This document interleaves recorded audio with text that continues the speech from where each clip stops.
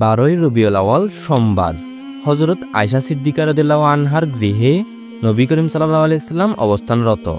বেলা যতই বাড়তে লাগলো, নবী করিম সাল্লাল্লাহু আলাইহি সাল্লামের জ্বর ততই বৃদ্ধি পেতে লাগলো। কন্যা হযরত ফাতেমা রাদিয়াল্লাহু আনহা এবং অন্যান্য বিবিগণ এসে উপস্থিত।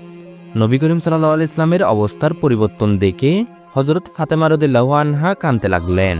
নবী করিম সাল্লাল্লাহু আলাইহি সাল্লাম তাকে সান্ত্বনা দিয়ে বললেন, মা, কেঁদো না, আজকের পর তোমার আব্বার আর কোনো কষ্ট থাকবে না।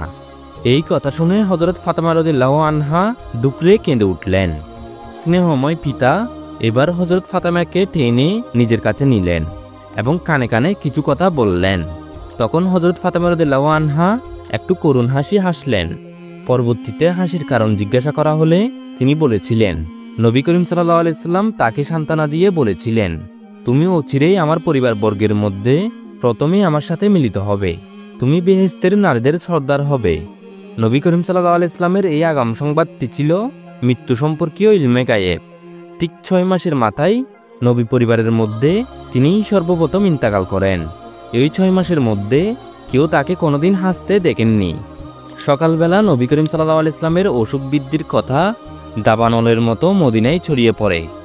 সাহাবে একরাম মসজিদে এসে সমবেত হন। হযরত আবু সাঈদ খুদরী রাদিয়াল্লাহু আনহু হুজরা মুবারকে প্রবেশ করে নবী করিম সাল্লাল্লাহু আলাইহি সাল্লামকে সালাম দিয়ে পবিত্র শরীরে হাত রেখে বলে উঠলেন, ইয়া রাসূলুল্লাহ সাল্লাল্লাহু আলাইহি সাল্লাম, জ্বরের তাপে আপনার পবিত্র শরীরে হাত রাখা কষ্টকর হয়ে যাচ্ছে।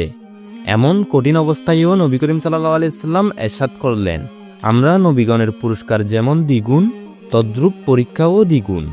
নবীগণ সুখের সময় যেমন আনন্দিত, তদ্রূপ পরীক্ষাকালেও আনন্দিত। নবী করিম সাল্লাল্লাহু আলাইহি সাল্লামের পালিত পুত্র যায়েদ বিন হারেস রাদিয়াল্লাহু আনহু 8ম হিজরিতে মুতার যুদ্ধে শহীদ হয়েছিলেন। তার পুত্র হযরত উসামা রাদিয়াল্লাহু আনহুকে নবী করিম সাল্লাল্লাহু আলাইহি সাল্লাম অত্যন্ত স্নেহ করতেন। হযরত উসামা রাদিয়াল্লাহু আনহু বলেন, আমি যুদ্ধের সেনাপতি হয়ে নবী করিম সাল্লাল্লাহু আলাইহি সাল্লামের নির্দেশে সিরিয়ার পথে রওনা দিয়ে দিলাম, কিন্তু হুজুর সাল্লাল্লাহু আলাইহি সাল্লামের অবস্থার পরিবর্তনের কথা শুনে রাস্তা হতে ফিরে আসলাম এবং নবীজির খেদমতে হাজির হলাম। তখন নবী করিম সাল্লাল্লাহু আলাইহি সাল্লাম কথা বলতে পারছিলেন না। তিনি শুধু হাত মুবারক আসমানের দিকে উত্তোলন করে পুনরায় মুখে মালিশ করলেন। তখন আমি বুঝতে পারলাম তিনি আমার জন্য নীরবে দোয়া করছেন। হযরত আয়েশা রাদিয়াল্লাহু আনহা নবী করিম সাল্লাল্লাহু আলাইহি সাল্লামকে বুকে নিয়ে ঠেস দিয়ে বসেছিলেন। নবী করিম সাল্লাল্লাহু আলাইহি সাল্লাম ক্ষণে ক্ষণে নিকটে সংরক্ষিত পাত্র থেকে পানি নিয়ে মুখে মালিশ করছিলেন আর বলছিলেন, মৃত্যুর যন্ত্রণা সত্যিই কষ্টদায়ক। এই কঠিন সময়ের মধ্যেও উম্মতকে লক্ষ্য করে তিনি কতিপয় ওসিহত বা শেষ উপদেশ দিয়ে যান। তিনি ইরশাদ করেন, তোমরা নামাজে পাবন্দী করবে এবং দাসদাসীদের প্রতি সদয় হবে। মানুষের মধ্যে সবচেয়ে অবহেলিত ছিল দাসদাসী।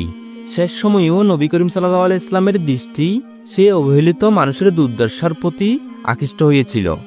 তিনি ছিলেন মানবতার মুক্তিদূত। আল্লাহর হক নামাজ এবং বান্দার হক সেবা, এই দুটি নীতির প্রতি তিনি সর্বশেষ গুরুত্ব আরোপ করেছিলেন। আমরা আজ উভয়টিকে ভুলতে বসেছি। পিতামাতার সর্বশেষ ওসিয়ত সন্তানগণ প্রাণ দিয়ে রক্ষা করে, কিন্তু আমরা উম্মত হয়ে নবীজির শেষ ওসিয়ত ভঙ্গ করছি। সে কারণে আজ আমরা অধপতিত। নামাজ আমাদের জন্য ভারী বোঝাস্বরূপ, আর দুর্বলদের শোষণ করা আমাদের মজ্জাগত স্বভাবে পরিণত হয়েছে। ইমাম মালিক রহমতুল্লাহ আলাইহি মুয়াত্তায় লিখেন, নবী করিম সাল্লাল্লাহু আলাইহি ইসলামের আখিরি উপদেশের মধ্যে এটিও ছিল যে পূর্ববর্তী ইহুদি ও নাসারাগণ তাদের নবী ও বুজুর্গণের মাজারকে সিজদার স্থানে পরিণত করেছিল। তারা মাজারকে সিজদা করত, তাদের উপর আল্লাহর লানত বর্ষিত হোক। তারা যা করত তোমরা তা করো না। মাজারে সিজদা করা হারাম, শুধু চুম্বন করা বৈধ।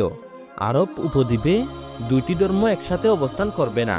ইয়াহুদ নাসারাদেরকে জাজিরাতুল আরব থেকে বের করে দাও।